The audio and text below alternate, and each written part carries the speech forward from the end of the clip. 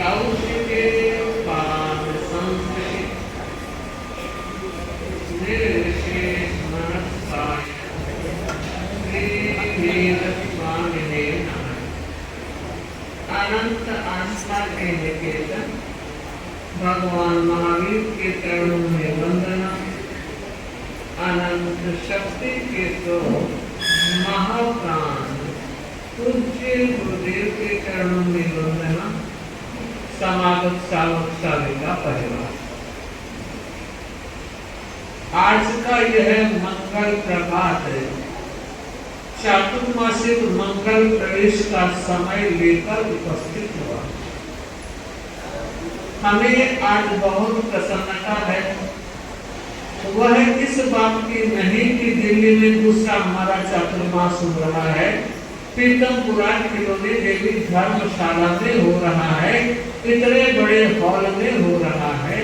खुशी इस बात की है कि हमें पूज्य कंवर ने एक निर्देश दिया था कि 2024 का तुम्हारा चातुर्मास पीतमपुरा में हो, और आज हमने गुरुदेव के आदेश की अनुपालना का श्री गणेश कर दिया है। और तेरा पंथ धर्म संघ में अगर कोई शिष्य फलता और फूलता है तो उस पर गुरु का आशीर्वाद है। जिस पर गुरु का आशीर्वाद है वो व्यक्ति हमेशा वर्धमान रहता है। मैं आप सबसे यह कहना चाहूंगी, स्वागत समारोह में बहुत कुछ आपने अपने भावनाओं को अनेक माध्यमों से अभिव्यक्त किया है।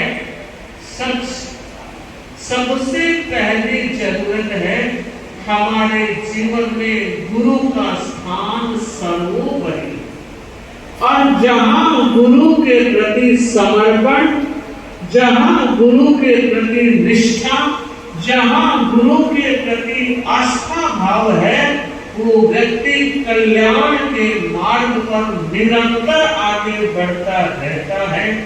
एक शिष्य और गुरु जा रहे थे, रास्ते में अंधेरा हो गया। गुरु ने कहा, वत्स आज की रात यही बिता देते हैं, जो आज्ञा गुरुदेव। दोनों बैठ गए। शिष्य ने कहा, गुरुदेव घनी अंधेरी रात है, जंगल का मामला है, आप विश्राम फरमाएं और मैं चौकीदारी कर देता। गुरु ने कहा, मेरा रोज का क्रम है, मुझे समाधि में जाना है, 3 घंटे में समाधि में रहूंगा। और शिष्य ने कहा, जो आज्ञा। गुरु 3 घंटा में समाधि में गए, शिष्य चौकीदारी कर रहा। और अब जैसे ही 3 घंटे पूरे हुए, लगभग रात के 11 बजे तक का समय हो चुका था। और अब शिष्य ने कहा, गुरुदेव अब आप विश्राम करें, मैं चौकीदारी कर रहा था वही करूंगा। गुरु ने कहा, नहीं, मेरा विश्राम हो गया है, अब तुम विश्राम करो, मैं जागृत रहूंगा, जंगल का मामला है। और जब गुरु का कोई आदेश हो जाता है तो मैं यही कहना चाहूंगी, हमारे मुख से तहत वचन के सिवाय कोई दूसरा तर्क सामने ही नहीं आए। क्यों, कैसे, कब, कितना, ये सारे प्रश्न फटाक्षेप मांगते हैं। जब गुरु की नजर पड़ गई, गुरु का निर्देश मिल गया, गुरु का आदेश मिल गया, बड़ा समर्पित था, जो आज्ञा गुरुदेव। अब वो बैठा है, थोड़ी देर ध्यान किया, नींद आने लगी, सो गए। गुरु जागते रहते हैं। रात के 1 बजे का समय। गुरु ने देखा सर सर सर सर की आवाज पत्तों के बीच से आ रही है। ध्यान दिया और गुरु को लगा कुछ गड़बड़ है। तभी आकाश में बिजली चमकती है और उस चमक में गुरु ने देखा एक भयंकर सा काला नाग आगे बढ़ता। गुरु अनेक भाषाओं के जानकार थे, उस नागराज को पूछा, नागराज इधर तो हमारा परिवार है, मैं और मेरा शिष्य हम यहाँ है, आपको रास्ता चाहिए तो मैं रास्ता बना देता हूँ, आपको कहीं आगे बढ़ाना है। नहीं नहीं, मैं यही आया हूँ। यहाँ क्यों? कि मुझे अपना पुराना शत्रु आज मिला है, वर्षों से जिसकी इंतजार। कौन सा शत्रु? ये जो सोया, ये मेरा शत्रु है, जानी दुश्मन है। पिछले जन्म में इसने मेरा वार किया, धड़ से सर अलग करके समाप्त कर दिया था। आज मैं उसका बदला लेने के लिए आया। गुरु ने कहा, नागराज एक बात पूछूं क्या? कि आप अब क्या करोगे? उसने सिर्फ धड़ से अलग किया, आप क्या करोगे? कि बस मैं इसके गले का खून पीऊंगा। इसने गले पर वार किया, मैं भी इसके गले का खून पीऊंगा। आप लोग सामने आ सकते हैं, जगह बहुत आसान। और कहते हैं जब गुरु ने ये सुना, गजब हो जाएगा, तो पूछा, नागराज एक बात बताओ, गले का खून पियोगे, जहर तो नहीं छोड़ोगे? कि नहीं, मेरा लक्ष्य खून पीने का है, जहर तो ऑटोमेटिक छूटता है। मैं जहां डंक लगाऊंगा जहर छूटेगा। तो आप नहीं चाहते जहर? कि नहीं चाहता, मैं केवल गले का खून पीऊंगा। तब एक काम कीजिए, आप रुकिए, 2 क्षण में मैं व्यवस्था करता हूं। और आप देखिए गुरु ने क्या किया, एक पत्ता उठाया और अपने थैले में चक्कू था, उस चक्कू को बाहर निकाला। शिष्य सो रहा था, उसका सर अपने यहाँ रखा और चक्कू निकाला। शिष्य ने आंख खोली और देखा गुरु के हाथ में चाकू है। कुछ नहीं बोला, आंख बंद कर दी। गुरु ने गले से चाकू के वार के द्वारा थोड़ा खून निकाला और नागराज को पिला दिया। और नागराज ने कहा, मेरा काम हो गया, मैंने बदला ले लिया। बंधु, ये गुरु होते हैं और ये गुरु का ज्ञान अगम्य होता है, कोई जान नहीं सकता किस समय गुरु क्या निर्णय लेते हैं और वो शिष्य के लिए कितना हितकारी हो सकता है। बंधु, वहां से रात बीती और प्रस्थान किया। गुरु ने सोचा कि मेरा शिष्य मुझे जरूर पूछेगा। पूरे रास्ते में चले गए पर शिष्य ने नहीं पूछा। वहां पहुंचने के बाद पूरा दिन बीत गया मगर शिष्य ने नहीं पूछा।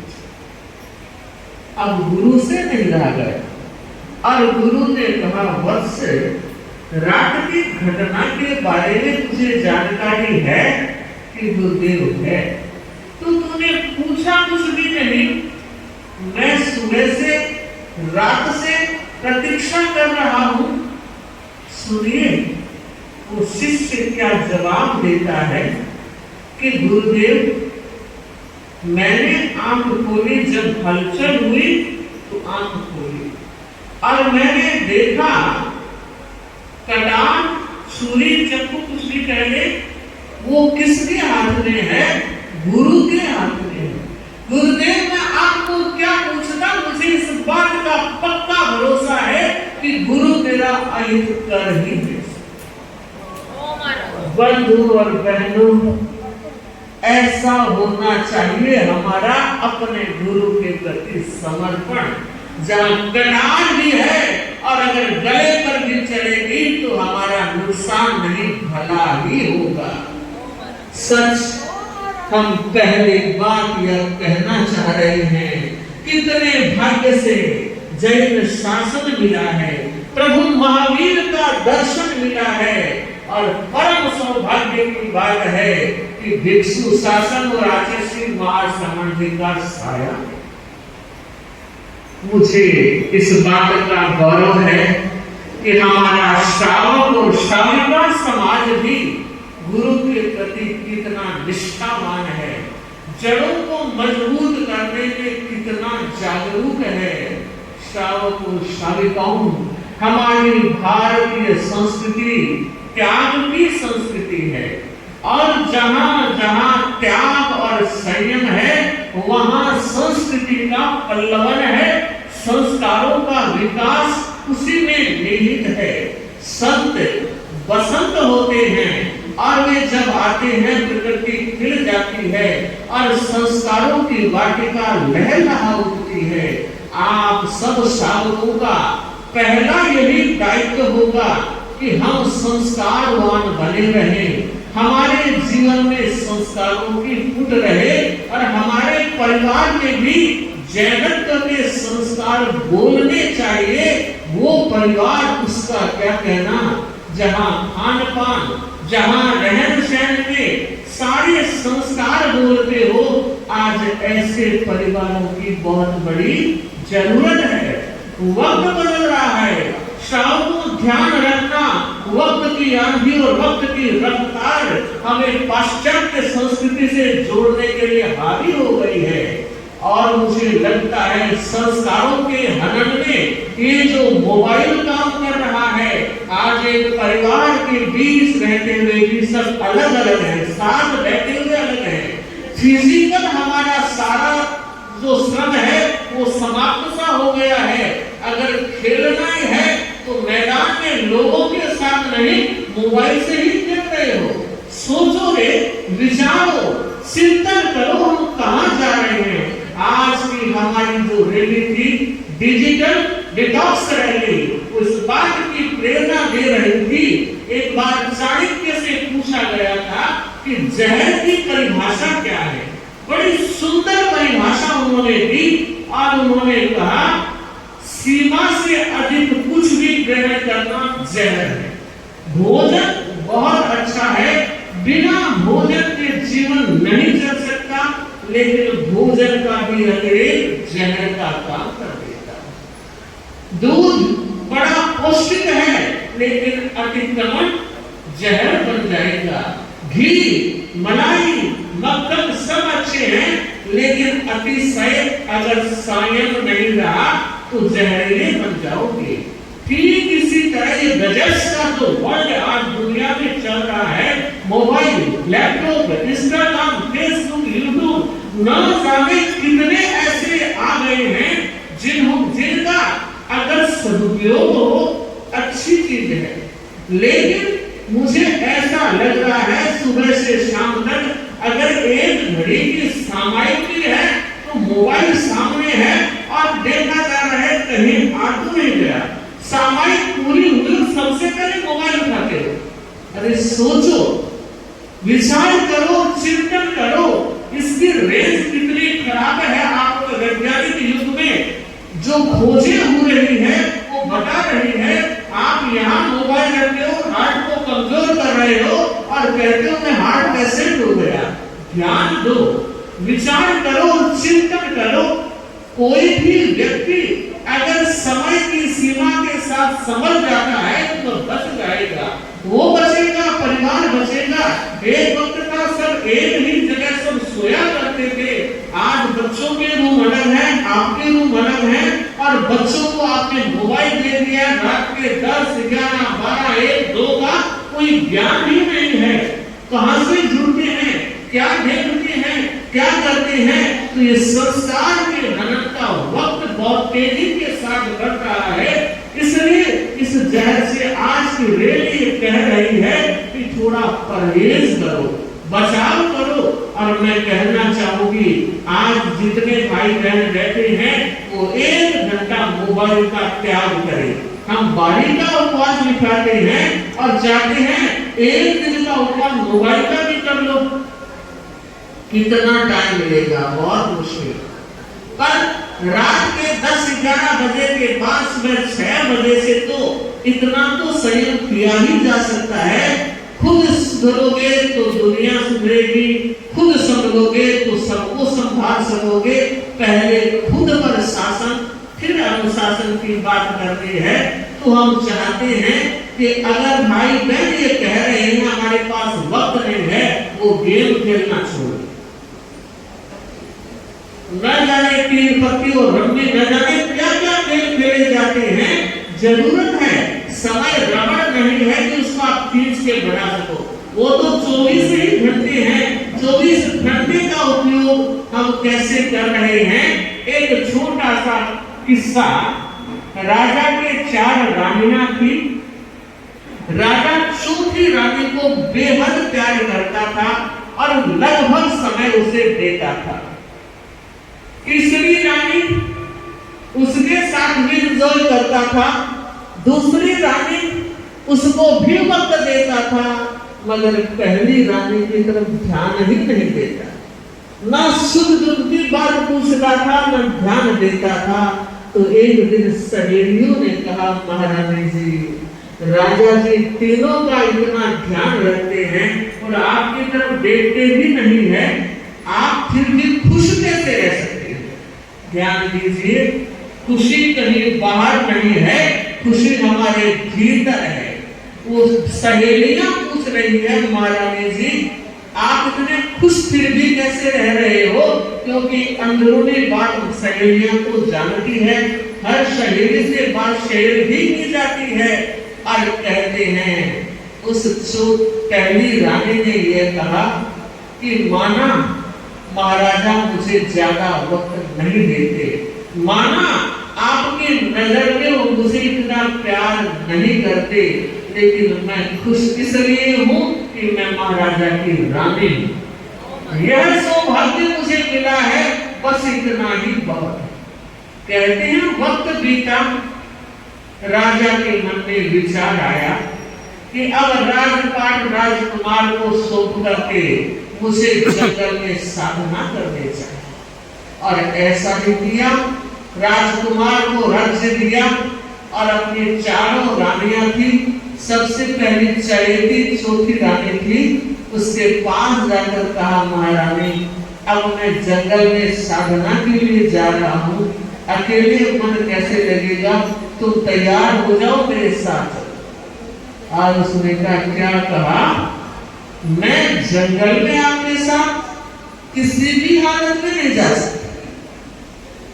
राजा को लगा जिसको इतना वक्त दिया वो ये कह रही है कि मैं स्ट्रेट फॉरवर्ड हूं, मैं नहीं चाहता। राजा ने सोचा कोई बात नहीं, तीसरी को भी तो मैंने स्नेह दिया है, प्यार दिया है, वक्त दिया है, सुख दुख में साथ दिया। उसके पास गया और ये कहा कि रानी मैं साधना के लिए जा रहा हूं, तुम चलोगी मेरे साथ? उसने कहा, ना बाबा मुझे नहीं जाना, आपकी साधना आप करो, मैं तो यही हूं। तो कहा तू यही रहेगी, मैं चला जाऊंगा तो मैं दूसरी शादी कर लूं। सब रह गया और वो लटक गया। चलो कोई बात नहीं, दूसरे के पास जाता हूं। उसको पूछा, तुम तो चलोगी?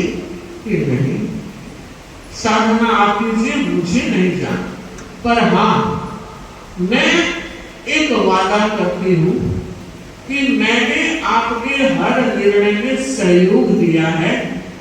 आपने जब भी मुझसे कुछ पूछा, विचार विमर्श किया है, आपका सहयोग साथ देती रही हूं। और अब जब आपकी अंतिम क्रिया का वक्त आएगा, स्वाही ठाट बाट से क्रिया बंधु, राजा धड़ाम से गिर गया। सारे मयूर बंधु की सपने चर बनाकर टूट गई। और तब वो पहली रानी जिसने कुछ छींटे डाली, राजा को होश आया और उसने कहा, महाराज आप चिंता क्यों करते हो, मैं आपके साथ रहूंगी। और उस समय राजा ने सोचा, मैंने तो जिसको वक्त ही नहीं दिया, जिसके साथ मैंने सुख दुख की कोई बात नहीं की, और तो जब भी कोई सुख दुख से हुआ मैंने ध्यान ही नहीं दिया। अब गिल्टी फील कर रहा है, राजा अफसोस कर रहा है काश ये सारे नाटक का अंत यूं होगा, अगर मुझे ये भान हो जाता तो मैं पहले को ही ज्यादा समय और वक्त देता। अब पछताए होते क्या चुप रही थे। महारानी ने कहा उठिए चलिए, मैं आपके साथ। बंधु, मैं ये बताना चाह रही हूं, वो चौथी रानी कौन सी? वो चौथी रानी थी अपना शरीर, जो हम सबके पास है और हम इससे कितना प्यार करते हैं।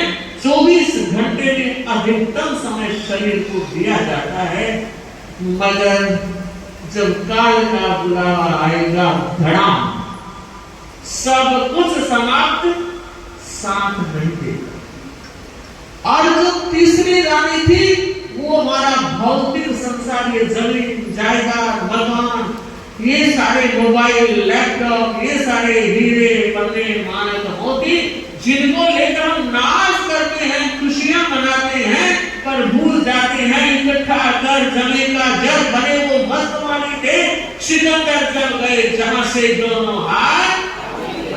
सब जानते हो ये थी तीसरी पत्नी, और जिसने ये कहा कि आप चले जाइए, मैं दूसरी शादी कर लूंगी, तो ये संपदा जो है आगे वाला छोड़ के जाता है, पीछे वालों की वो काम आती है। और अब नंबर आया दूसरी का। वो दूसरी कौन थी? वो था अपना परिवार।